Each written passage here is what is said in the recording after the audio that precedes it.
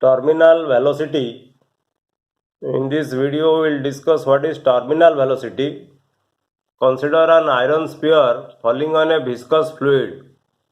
This is a iron sphere and which falls in a viscous fluid. This is actually the Stokes law apparatus, and in this Stokes law apparatus you have a long glass tube having some viscous fluid like castor oil, mobile, etc.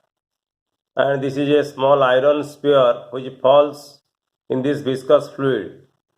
The sphere moves in the fluid due to its weight, and the sphere accelerates due to gravity.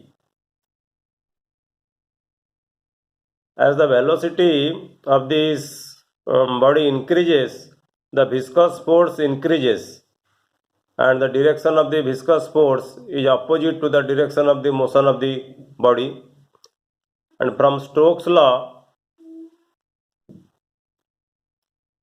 viscous force acting on the ball F is equal to 6 pi eta A V Vt. Here I have taken the velocity of the ball Vt.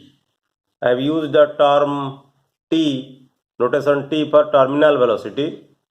Here eta is the coefficient of viscosity of the fluid, A is the radius of the ball, and Vt is the velocity of the ball.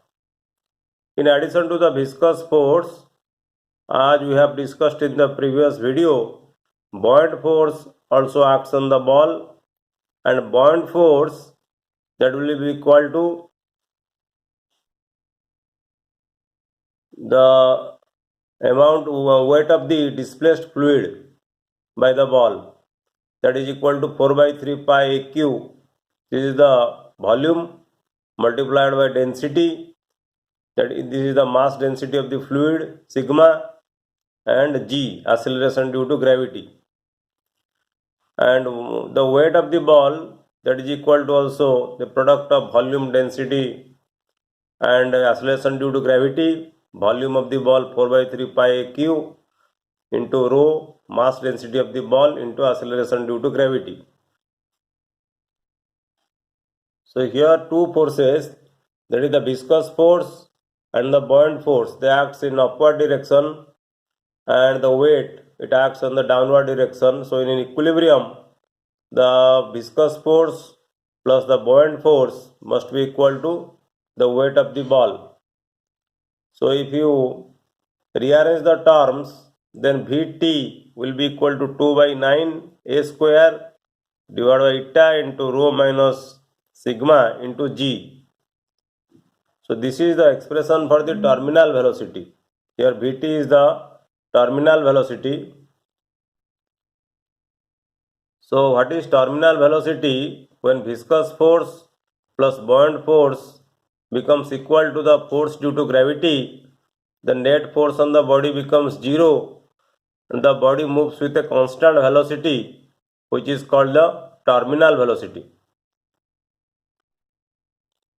This is a problem on terminal velocity.